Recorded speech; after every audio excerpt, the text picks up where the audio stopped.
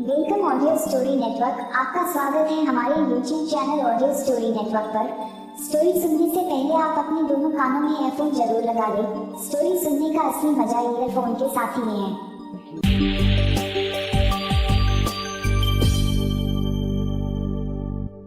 This story provided by Audio Story Network. नमस्कार दोस्तों, कहानी के पिछले भाग में आपने सुना राज और मुकेश और तांत्रिक भैरव उस भूतिया महल में जाते हैं और वहां से तांत्रिक भैरव एक दीवार के पत्थर को इंसान के सिर के आकार में काटने के लिए कहते हैं। अब देखिए आगे।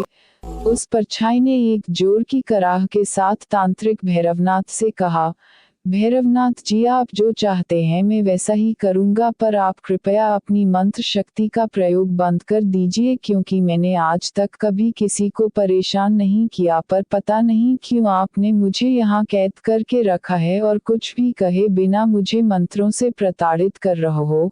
कृपया आप बताएं आप क्या चाहते हैं, मैं वो कुछ भी करने को तैयार हूँ जो मैं कर सकता हूँ।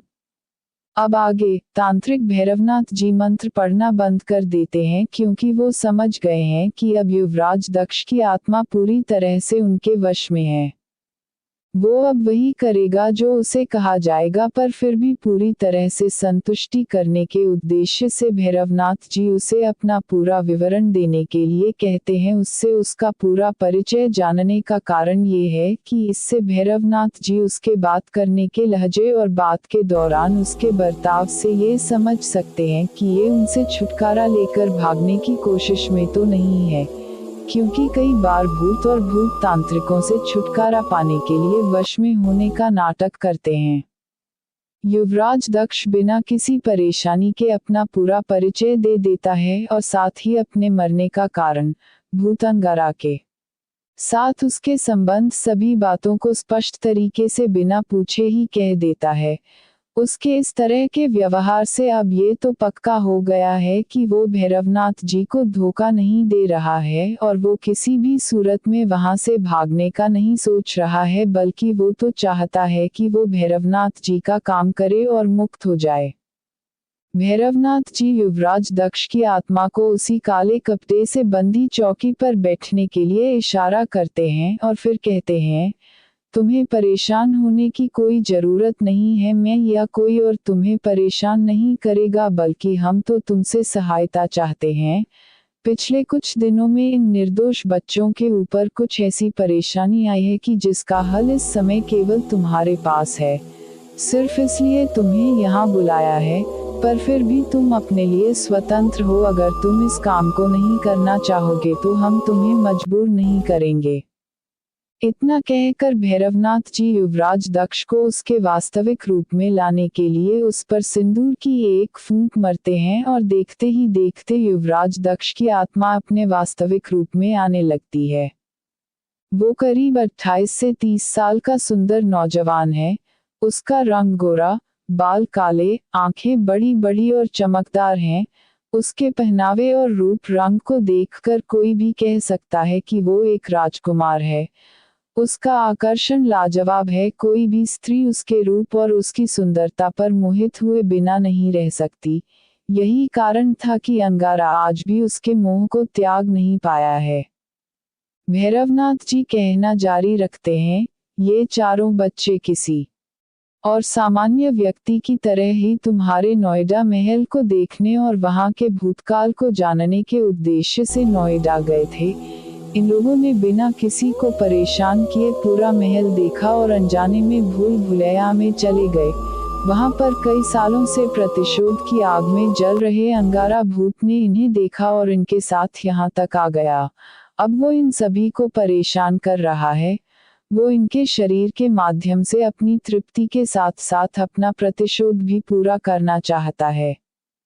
मैं अब तक 2 बार इन निर्दोष बच्चों को उसके चंगुल से बचा चुका हूँ, पर हर समय मेरा इनके साथ रहना संभव नहीं है, और आखिर कब तक ये लोग सुरक्षा घेरे के बीच अपने घर में ही कैद रहेंगे। अंगारा से मुक्ति के लिए हमें तुम्हारी आवश्यकता है। जैसा कि तुम जानते हो, अंगारा आज भी तुम्हारे लिए तड़प रहा है। हम चाहते हैं कि तुम अंगारा भूत को बुलाओ और अपने साथ उसे भूत लोक में लेकर चले जाओ, जो कि उस जैसे भूत का सही ठिकाना है। कहो, क्या तुम हमारे लिए इतना सा काम करोगे? क्या तुम इन निर्दोष बच्चों को बचाने में हमारी सहायता करोगे?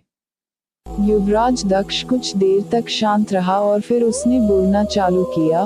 उसने कहा, मैं आपके उद्देश्य को पूरी तरह से समझ गया हूँ और मुझे इन निर्दोष बच्चों से पूरी तरह से सहानुभूति भी है, पर आप शायद अंगारा को पूरी तरह से जानते नहीं हैं। उसने अपने जीवित रहते हुए ही कई तरह की काली शक्तियों और कई तरह की आसुरी शक्तियों की शिक्षा पाई है।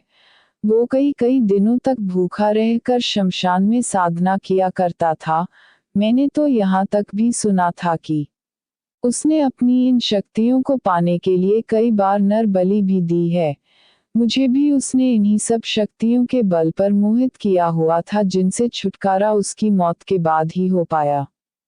अपनी मौत के बाद भी उसने सारे नोएडा को चैन से नहीं रहने दिया और आए दिन कुछ न कुछ अनिष्ट होता रहता था।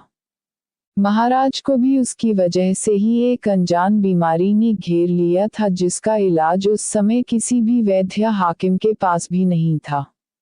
धीरे धीरे सभी मंत्रियों के मन बदल दिए और वो सभी राज्य के विरुद्ध हो गए। हमारी सैन्य ताकत से लोहा लेना किसी भी राज्य के वश की बात नहीं थी। यहाँ तक कि 2 से 3 राज्य भी मिलकर नोएडा दुर्ग पर चढ़ाई करने का हौसला नहीं कर सकते थे।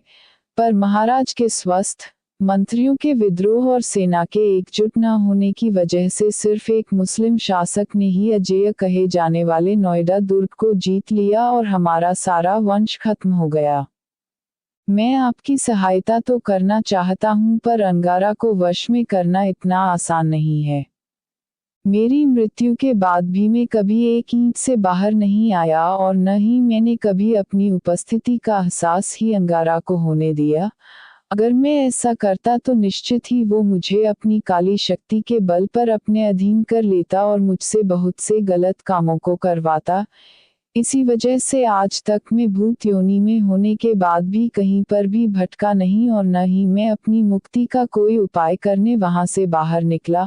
अब आप ही बताएं कि मैं किस तरह से उस शक्तिशाली भूत अंगारा का सामना कर पाऊंगा। तांत्रिक भैरवनाथ जी युवराज दक्ष के शांत हो जाने पर उससे बोले, तुम्हारा कहना बिल्कुल सही है। मैं भी ये जानता हूँ कि वो अनेक शक्तियों का मालिक है। उसने कई काली शक्तियों पर अधिकार पाया हुआ है और आज के समय में उससे लड़ना मतलब कि अपने विनाश को न्योता देना जैसा होगा। पर युवराज दक्ष, संसार में हर समस्या का समाधान है। संसार में आसुरी शक्तियां आती जरूर हैं, पर देवों के देव महादेव और आदि शक्ति माता भगवती के बढ़कर कोई और शक्ति नहीं है और वो ही इन शक्तियों के विनाश का कोई न कोई मार्ग प्रशस्त करते हैं। इसलिए तुम्हें परेशान होने या भयभीत होने की कोई आवश्यकता नहीं है। युवराज दक्ष की आत्मा तांत्रिक भैरवनाथ को प्रणाम करते हुए बोली, हे महात्मा, आपने जो कुछ भी कहा वो बिल्कुल सही है। शायद मैं उससे कुछ ज्यादा ही डर गया था और जहां आप जैसे महान तांत्रिक और महात्मा हैं वहां किसी को डरने की क्या जरूरत है। अब मेरे पास कुछ खोने को तो बचा नहीं है, इसलिए मैं अपने संपूर्ण अस्तित्व को आपको अर्पित करता हूँ। अब आप जैसा चाहें मेरे उपयोग कीजिए। मुझे अब किसी भी प्रकार से कोई शंका या परेशानी नहीं है। कृपया अपनी योजना और उसमें मेरे कार्य को मुझसे कहें, जिससे मैं आपके किसी काम आ सकूं। युवराज दक्ष की आत्मा तांत्रिक भैरवनाथ को प्रणाम करते हुए बोली, हे महात्मा, आपने जो कुछ भी कहा वो बिल्कुल सही है। शायद मैं उससे कुछ ज्यादा ही डर गया था और जहां आप जैसे महान तांत्रिक और महात्मा हैं वहां किसी को डरने की क्या जरूरत है। अब मेरे पास कुछ खोने को तो बचा नहीं है, इसलिए मैं अपने संपूर्ण अस्तित्व को आपको अर्पित करता हूँ। अब आप जैसा चाहें मेरे उपयोग कीजिए। मुझे अब किसी भी प्रकार से कोई शंका या परेशानी नहीं है। कृपया अपनी योजना और उसमें मेरे कार्य को मुझसे कहें, जिससे मैं आपके किसी काम आ सकूं। अब आगे तांत्रिक भैरवनाथ जी उसकी बातों से संतुष्ट नजर आए और वो बोले, युवराज दक्ष, तुम्हारा बहुत बहुत धन्यवाद। मुझे खुशी हुई कि तुम एक अच्छे काम के लिए तैयार हो गए।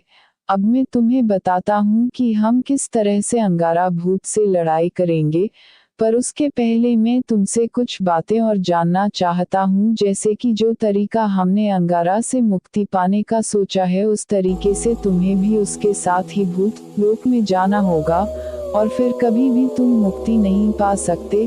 तुम्हें हमेशा हमेशा के लिए भूत लोक में ही रहना पड़ेगा। अगर तुम इसके लिए तैयार हो तो मैं तुम्हें अपनी योजना बताता हूँ। नहीं नहीं, ये आप क्या कह रहे हैं? आखिर कौन चाहेगा कि वो हमेशा के लिए भूत योनि में ही रहे? मैंने कभी किसी को परेशान नहीं किया, कभी भी ऐसा कोई काम नहीं किया जिस वजह से मुझे मुक्ति न मिले। मैं सिर्फ अपनी अकाल मौत की वजह से ही इस योनि में हूँ। अपनी उम्र पूरी होने के बाद मुझे मुक्ति मिल ही जाएगी, पर अगर मैं एक बार भूत लोक में चला गया तो वहां से मुक्त होना तो असंभव है। कृपया मुझ पर दया करें और कुछ ऐसा साधन करें कि मैं आपके काम भी आ सकूं और मेरी मुक्ति में भी कोई समस्या न हो। तांत्रिक भैरवनाथ जी की बात को सुनकर युवराज दक्ष बेचैन होकर बोला। तांत्रिक भैरवनाथ जी युवराज दक्ष की बातों को सुनकर अपना आसन छोड़ देते हैं और कमरे में ही टहलने लगते हैं। उनके चेहरे के भाव हर पल बदल रहे हैं। वो दोनों हाथों को पीछे बांधकर लगातार कमरे के चक्कर काट रहे हैं। कुछ सोचने वाली मुद्रा में वो कभी युवराज दक्ष को तो कभी राज और बाकी सभी दोस्तों को देख लेते हैं। अचानक उनके चेहरे पर एक चमक सी आ जाती है और वो बहुत ही खुश होकर सभी को देखते हैं, जैसे उन्हें इस समस्या का कोई समाधान मिल गया हो। वो तुरंत ही अपने आसन पर बैठते हैं और फिर बोलते हैं, तुमने सही कहा युवराज दक्ष। कोई भी जीवित या मृत व्यक्ति कभी सपने में भी नहीं चाहेगा कि वो हमेशा इस संसार में भटकता रहे बिना मुक्ति के। इस संसार में सिर्फ मरने के बाद ही नहीं बल्कि जीवित रहते हुए भी अधिक समय तक भटकना एक अभिशाप ही है। इसका एक जीवित उदाहरण अश्वत्थामा है।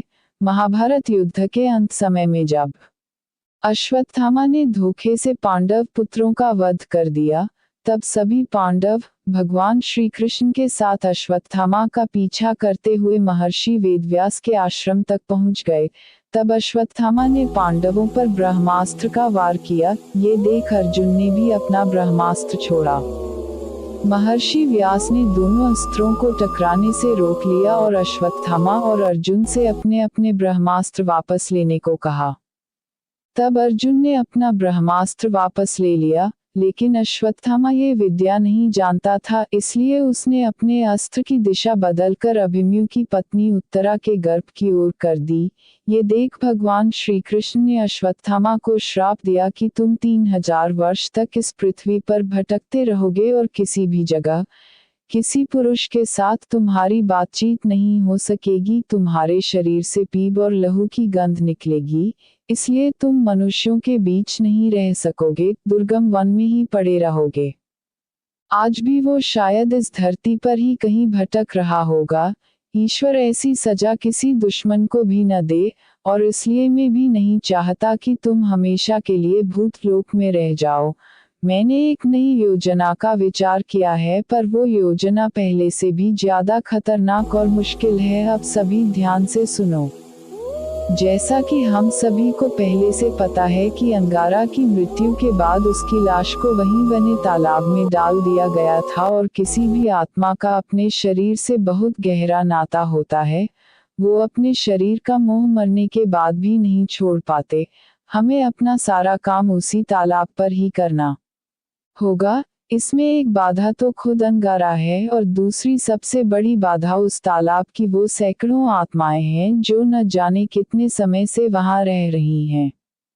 हमें इस काम को अमावस्या की मध्य रात्रि में अंजाम देना होगा, क्योंकि मैं तंत्र की अधिष्ठात्री देवी पार्वती माता का तांत्रिक रूप मां त्रिपुर सुंदरी की श्री विद्या साधना की शक्ति का प्रयोग करूंगा। वही एकमात्र देवी हैं जो मोक्ष की अधिष्ठात्री भी हैं। उन्हीं के प्रताप से हम उस भूत को उसके सही धाम तक पहुंचा सकते हैं। एक बार मां पार्वती ने भगवान शिव से कहा कि हे प्रभु, आपके द्वारा बताए गए तंत्र मंत्र से शास्त्र शस्त्र, रोग व्याधि, शोक संताप, दीनताहीनता तो दूर हो जाएगी, पर गर्भाशय की पीड़ा, मरण का दुख और मोक्ष की प्राप्ति के लिए क्या उपाय किया जाए। तब आदिदेव महादेव ने त्रिपुर सुंदरी श्री विद्या साधना के बारे में बताया, जिसकी सिद्धि मुझे मेरे गुरुदेव के आशीर्वाद से बहुत पहले हो गई थी। आज उसके सही प्रयोग का समय आ गया है। हम तंत्र और मंत्र की शक्ति से अंगारा भूत को बुलाएंगे और फिर युवराज दक्ष के माध्यम से उसे अष्ट चक्र में प्रवेश कराएंगे। फिर मैं अपने द्वारा बंधक भूतों की सहायता से उस तालाब से अंगारा के शरीर के अवशेष को निकाल लूंगा। तब राज और उसके साथियों की मदद से बनाई हुई चिता पर उसका अंतिम संस्कार करना होगा। ठीक उसी समय मां त्रिपुर सुंदरी का आवाहन कर वहां उपस्थित सभी आत्माओं और अंगारा की आत्मा को भी मोक्ष प्रदान करवाएंगे।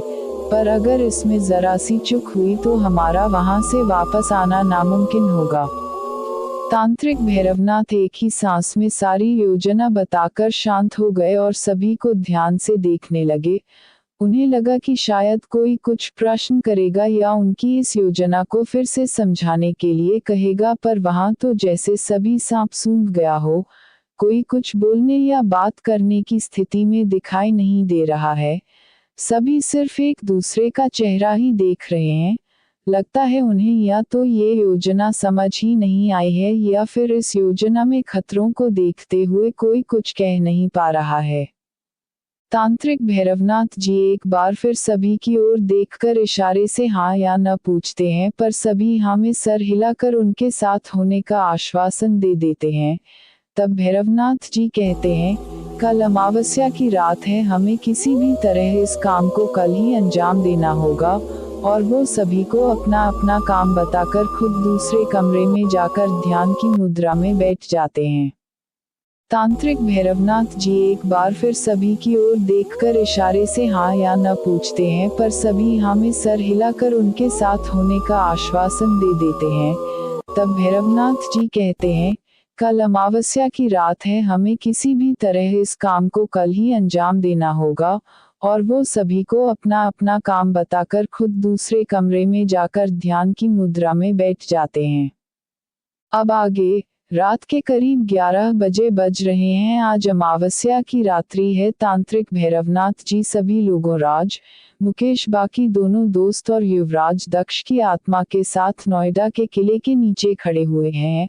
उनके पास तंत्र से संबंधित सभी वस्तुएं हैं और वो अब किले के पश्चिमी तरफ से पहाड़ पर चढ़ना चालू करते हैं और कुछ ही देर में वो सभी किले के अंदर पहुंच गए। कुछ ही देर में युवराज दक्ष की सहायता से वो तालाब के पास पहुंच गए। तालाब को आज के समय में तालाब कहना गलत होगा, क्योंकि उसमें न तो पानी है और न ही उसका आकार ऐसा बचा है कि उसे कोई तालाब कह सके। करीब आधा एकड़ में फैला हुआ एक गड्ढा मात्र है, जिसके बीचों बीच पुराने समय में चलने वाले फव्वारे के लिए एक चबूतरा बना हुआ है। उस चबूतरे तक पहुंचने के लिए एक पतली मगर एक आदमी के चलने लायक पुल जैसी चीज बनी हुई है। उसे पूरी तरह से पुल कहना भी गलत होगा।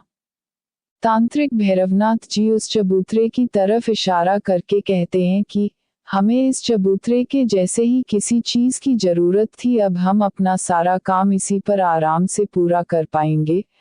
राज, तुम और बाकी सभी लोगों को साथ लेकर ये सारा सामान चबूतरे तक पहुंचा दो। अभी तक हमें यहाँ पहुंचने में कोई दिक्कत नहीं हुई, पर इसका मतलब यह नहीं है कि सब कुछ इसी तरह आराम हो जाएगा। भूत अंगारा केवल सही समय का इंतजार कर रहा है। राज और बाकी सभी दोस्त चबूतरे को साफ करके उस पर सारा सामान रख देते हैं। तब तक तांत्रिक भैरवनाथ जी तालाब के चारों ओर सुरक्षा कवच तैयार करते हैं, जिससे कि जो आत्माएं तालाब से बाहर आए वो कहीं उस क्षेत्र से बाहर न निकल पाए। साथ ही कोई और भूत या कोई बाधा उस तालाब के क्षेत्र में प्रवेश न कर पाए। अब भैरवनाथ जी तालाब के बीच में बने चबूतरे पर पहुंच जाते हैं। अब तक रात के 12 बजे बज चुके हैं और तांत्रिक भैरवनाथ जी क्रिया को प्रारंभ करते हैं। तालाब को सुरक्षा घेरे से सुरक्षित करने के बाद चबूतरे को भी उसी तरह से सुरक्षा घेरे में लेने के बाद तांत्रिक भैरवनाथ जी पूजा की तैयारी में जुट जाते हैं। चबूतरे पर सामने की ओर सिंदूर, काले तिल, मोरपंख, तिल के तेल का दीपक, मिट्टी के घड़े में सिंदूर मिश्रित जल, खड़ी हल्दी और साबुत चावल के दाने रखे हुए हैं। एक लाल कपड़े के आसन पर तांत्रिक महाराज बैठे हुए हैं। उन्होंने भी लाल कपड़े पहने हुए हैं। मस्तक पर त्रिपुंड बना हुआ है। तांत्रिक भैरवनाथ जी ने मंत्र उच्चारण करने लगे। कुछ चावल और सिंदूर को हाथ में लेकर देवी का आवाहन करते हुए भैरवनाथ जी मंत्रों के साथ चावल और सिंदूर को चबूतरे के चारों ओर फेंकने लगे। पूजा में उपयोग होने वाली सुपारी के एक ओर सिंदूर और तिल लगाकर चबूतरे के चारों तरफ मंत्र पढ़ते हुए डाल देते हैं और फिर अपने आसन पर बैठकर मंत्र जाप करने लगते हैं। कुछ समय तक मंत्र पढ़ते रहने के बाद चबूतरे के दाहिने तरफ की मिट्टी अपने आप हटने लगती है और वहां पर एक कंकाल ऊपर आ जाता है। कंकाल को देखकर तांत्रिक भैरवनाथ जी समझ जाते हैं कि ये हड्डियां अंगारा भूत की ही हैं। वो सोच ही रहे थे कि तभी पूरे तालाब से अलग अलग जगह इसी तरह मिट्टी उठती जाती है और कई नर कंकाल निकलकर बाहर आ जाते हैं। वहां उस जगह इस समय पूरा इलाका सड़न से भर जाता है। बदबू इतनी ज्यादा खराब है कि मुंह को रुमाल से ढकने के बाद भी सांस लेना बहुत मुश्किल है। महल के अंदर से अजीब अजीब सी आवाजें आने लगती हैं। तालाब में बाहर आए कंकाल अपनी जगह पर खड़े हो जाते हैं। राज और बाकी सभी दोस्त इन आवाजों को सुनकर और तालाब में कंकालों को अपनी ओर बढ़ते हुए देखकर पसीना पसीना हो जाते हैं। सुरेश और विशाल चबूतरे से भागने की कोशिश करते हैं पर तांत्रिक भैरवनाथ जी उन्हें इशारा करके वहां से हिलने के लिए मना करते हैं और कहते हैं, खबरदार और कोई भी यहाँ से हिला तो ये चबूतरा पूरी तरह से सुरक्षित है। यहाँ पर हमें किसी प्रकार का कोई नुकसान नहीं हो सकता, पर अगर तुम या कोई और यहाँ से बाहर निकला तो इस परिस्थिति में उसका बचना मुश्किल ही नहीं नामुमकिन है। इसलिए चुपचाप यहाँ खड़े रहे और मैं जैसा कहता हूँ वैसा करो। पर फिर भी अब अगर तुम में से कोई यहाँ से जाना चाहता है तो वो अभी चला जाए, क्योंकि जो क्रिया मैं अब करने वाला हूँ उसमें मुझे हिम्मत वाले लोगों की जरूरत है। इतना कहकर तांत्रिक भैरवनाथ जी बहुत ही गुस्से के साथ सभी को देखते हैं और किसी को भी वहां से न जाते हुए पाकर अपनी क्रिया चालू कर देते हैं। चबूतरे के सामने तरफ युवराज दक्ष की आत्मा है और तांत्रिक भैरवनाथ जी इस समय अंगारा भूत की आत्मा को बुलाने के लिए मंत्रों का तेज तेज उच्चारण कर रहे हैं। वो बीच बीच में सफेद रार को अग्नि में डालते जाते हैं जिससे आग की लपटें बहुत ऊंची हो जाती है। तभी एक काला साया बहुत तेजी से तालाब के चारों ओर चक्कर काटने लगता है। उसके आने के बाद से तालाब के अंदर मौजूद कंकाल अब उस पहले निकले कंकाल को चारों ओर से घेर लेते हैं। अंगारा भूत अब आ चुका है और आते ही उसने अपने जाल फैलाने चालू कर दिए। वो अपनी हरकतों और अजीब अजीब तरह की आवाजों से राज और उसके दोस्तों को डराने की कोशिश करने लगा। ठीक उसी समय तांत्रिक भैरवनाथ जी की पहले से सोची हुई योजना के तहत युवराज दक्ष की आत्मा अब अपने सही आकार में आने लगती है और कुछ ही देर बाद चबूतरे पर एक सुंदर, गठीला और राजसी परिवेश पहने हुए युवराज दक्ष दिखाई देने लगता है। अंगारा भूत उसे देखकर शांत हो जाता है और उसके पास जाने के लिए तालाब में आने की कोशिश करता है, पर भैरवनाथ जी के सुरक्षा घेरे को पार करना इतना आसान नहीं है। वो कई बार कोशिश के बाद भी जब अंदर नहीं जा पाया तब शांत होकर एक जगह ही रुक गया। वो इस समय एक काले धुएं के रूप में है। इस कहानी की अगली भाग देखने के लिए चैनल को सब्सक्राइब करें।